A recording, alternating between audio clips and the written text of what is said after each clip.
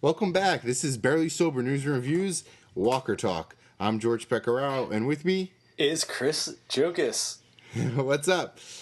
What's going on, man? It's been a while. It's been a while. We're doing a review of Fear the Walking Dead, Season 2, Episode 8, just started this week, episode Grotesque. Chris, it's been a long time since we did anything, or Walker Talk in general. What do you rate this episode of Fear the Walking Dead? I'm going to rate it as a 6. 6 out of 10. 6 out of 10? I'm not. This is kind of weird. We're kind of off. I'm kind of gonna say like it's like a 5, like 0.2 or something, like That's a low not 5. too far off. That's not too far off at all. We got a lot of information, mostly just on Nick, and it was mostly a Nick themed episode. But like I don't know, I didn't like it. I'm giving it extra points. I'm giving it extra points for what it tried to achieve, and like its visual look and the acting. I thought were all good. Storyline wise, it dragged on way too long. Yeah. Like they could have told us that same information in half the episode, for sure. I mean, I get they're trying to like so Nick's kind of like on his own really, and he's kind of struggling to survive. And I get they're trying to show that he's like hungry and he's thirsty and he made a terrible decision leaving his companions, pretty much. Right. I guess, but also with his flashbacks, you're kind of seeing why he didn't go with his mother at the end of the half season of season 2. Yeah, well, I think those flashbacks are actually like pretty insightful into his life and like where his head's at right now. You know. Right. So he had a bonding relationship with another. Was it heroin? Whatever they're doing, crack, cocaine. I don't know. Black tar heroin. So he shows like he had like a girl, like he had a girlfriend, a bonding relationship with someone who was going through the same things as he was. And that girl, you know who that girl was, right? No. Oh my God, you never saw first season. No, I didn't watch. I only watched like a couple episodes. She's the first zombie in the show. No way. He wakes up. Yeah, that's why it was so cool. So that butts up right when they go to bed at the end of that episode in the last flashback. The next morning is when he wakes up and the series starts, and she's a zombie, and he runs the fuck out of there. Yeah, that's that commercial where I hate whatever. Yeah, that's that commercial that you hate. When he's running with his white t-shirts all over the place. That's his it. White. Yeah, wow, I hate that commercial. That's good. Okay. That makes it that it's connected that way more interesting. Yeah, I kind of missed out on that because I did not want to watch the first season. But that's kind of cool though. Okay. So that's where it picks up. Yeah, so that has a lot of depth. So it's kind of it shows how, I guess, all of a sudden, and how kind of, I guess, heartbroken he was about this girl being over, and I guess how much he hated his mother or didn't really want to be a part of her family, because I guess his father dying, and I'm assuming, like, his mom dating someone else. Yeah, like, I don't think he, like, hates his mom, but I think there's just, like, a disconnect there. Mm-hmm. I mean, he's just like, at the end of the day, he's just a kid that's father died not that long ago, and he was just recovering from, being a heroin addict too. So he's got like a lot of shit going on. He's not all there, So I guess also the news of his father dying also helped him or made him relapse. Yeah, for sure. So he ended up back into the heroin house. God damn, the timing of that. He's just about. Yeah. He's just about to like go home, and his mom's like, "Hey, not to upset you and send you back into any sort of terrible habits, but I got some bad news." Not before one of the biggest days of your life, trying to help you like recover. Let me just drop this bomb on you. Your father died. So how about this meeting? Oh my God. He's been real shut off. So I guess you could see why at the end of episode 7 he didn't want to go with her. He's saying Nick, she's saying Nick, come on, let's go, and he just ran off, into his he's like a superhero walker's like he's like a superhero walker. He just blends in with like the other ones. So let's talk about that a little bit because that's something we haven't seen on the regular Walking Dead. I mean, we've seen Michonne like kind of be like that, but Nick is like to a whole other level. Nick's like eating their straight like shadow zombie. Yeah, he is. First of all, that was like I thought I was like with Nick. Like I was like, yo, I see why Nick's doing this. He's like walking through the mountains. It looks pretty awesome. He had all this like freedom he probably never really felt before in his life. But then like when he's like smiling while the dogs are getting eaten by the zombies, and he's like going over and like eating like the remains, I was like, dude, I'm not with you anymore. Like I can't relate anymore. I was like, what is going on with your creepy smile on the broken down bus? Yeah, I can't. Every time he tried to eat something, I'm like, like no, like the cat from the cactus to like him eating the dog. Did he eat the humans later on? I was like, they didn't show it, but I was like, do you think he ate those dead humans too? That like Mexican gang? No, I don't think so. Really? I don't know. It was the rain that really helped him when he passed out. So it was like the rain. No, no, that wasn't after. That was after, right? Yeah, because I'm saying they showed him eat the dog, and then they showed him following the zombies more, and then they killed off that like Mexican gang, and then they kind of like didn't show anything, but they showed like a zoom up like on the dead Mexican bodies, and it looked kind of just like the dog, and I was like, are they trying to imply that he like had a little snack? I guess maybe they didn't feel like it was good. They probably shot that scene, but they probably couldn't put it on TV. They probably crossed some sort of moral boundary. I don't know. Yeah, maybe. Or the account executives were probably like, "Yo, this is like our main character. You can't show him eating other human beings. Like no one's gonna like him after that." It would bring so much attention to the show. Fear the Walking Dead has cannibalism, not with the zombies like breaking. How awkward. But it just goes to my point, like, we haven't seen some of these ideas in the regular Walking Dead, and like one of my biggest fears about this show is that Fear was that it was going to be like too similar to the Walking Dead, but it really isn't. It feels different. It's not, no. Yeah. Especially because it's in like the Southwest America, and like I said, like I feel like I'm missing out on some things because I can't speak Spanish, right? From every scene when they're like talking like silently to each other and whispering, even like I guess you should be able to like understand them. Like I don't think they're speaking like too like in depth of Spanish, but like I'm just like I don't know what's going on. It's probably just like dumbed down Spanish plus like whatever they say is like you get the gist of it. It's definitely dumbed down Spanish because they're talking slow. Like I feel like when you actually hear people speak Spanish, it's so fast that you really can't. It makes it even harder to understand it. So it's like another thing. So yeah, like you're talking specifically this episode about the woman that like comes in with a baseball bat, just starts whacking him away, beating the shit out of him.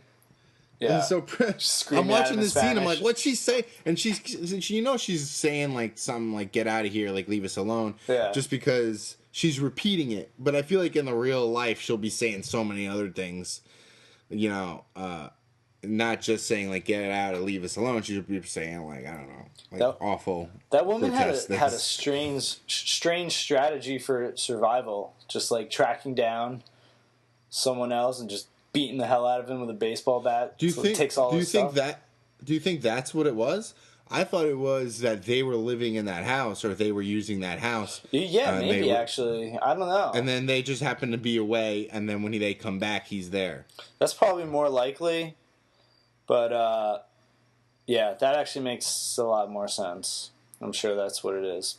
Yeah, I mean, it could be. It could be like she's just maybe like she's trying to survive on her own. She saw this guy with backpack. Yeah, I kind of thought that maybe she was walking through the mountains and saw like a fire in the distance and then went over. That could be true. But who knows? Yeah, honestly, it could maybe be either if we way. spoke Spanish, we'd know. Yeah, I mean, maybe I'm missing out on half the show apparently. Because now, even at the end of the episode, they're in this whole huge like Spanish village. Or this just village and whatever. I guess they're in Mexico. Yeah.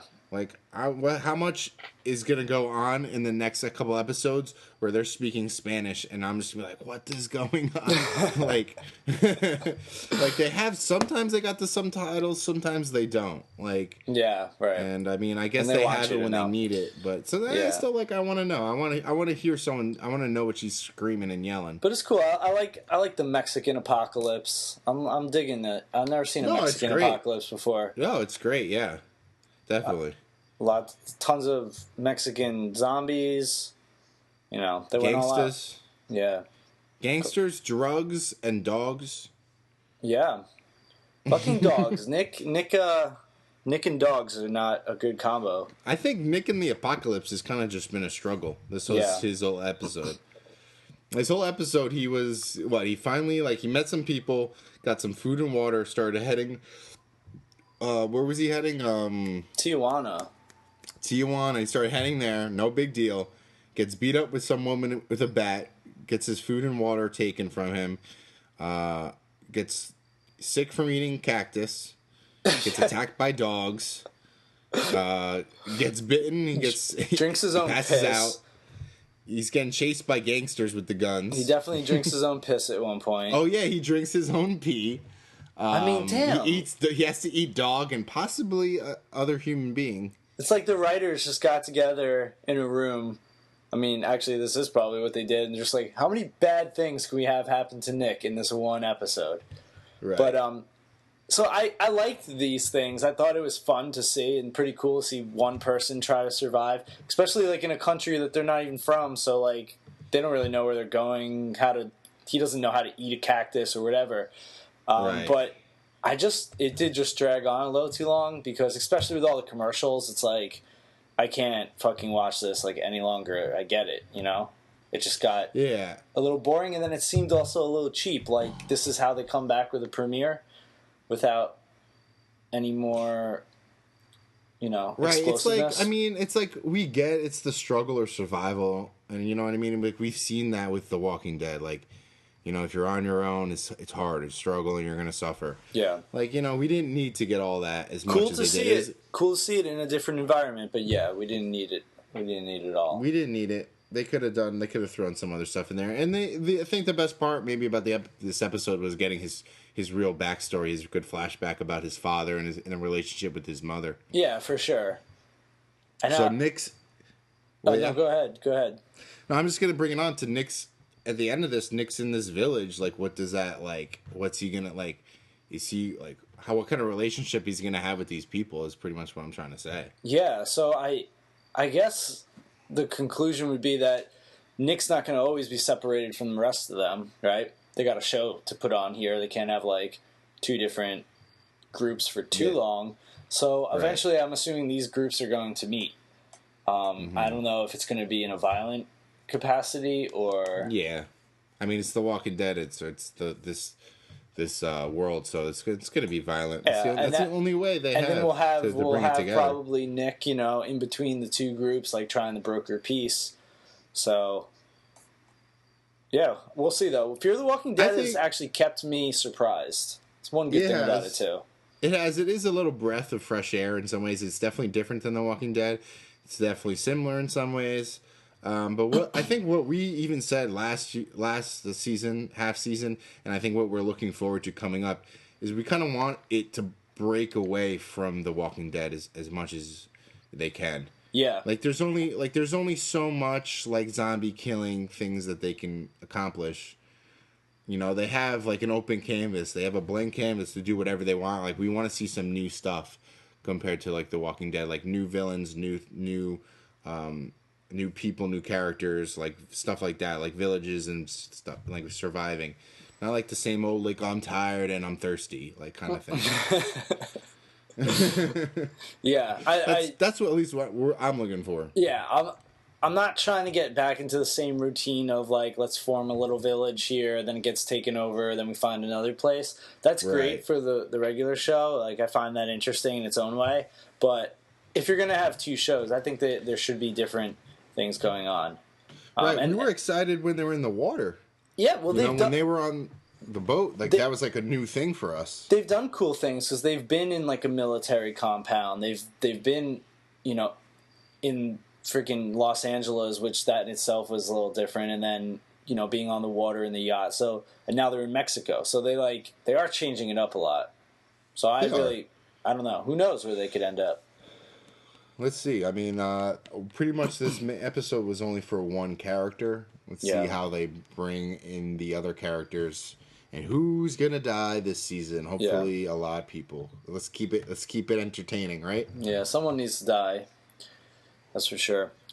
So yeah, I'm sticking with a solid 6. Even talking about it more, I think the episode was like a little weak story wise, but it was just a nice little like piece of life for Nick. So it was cool to see.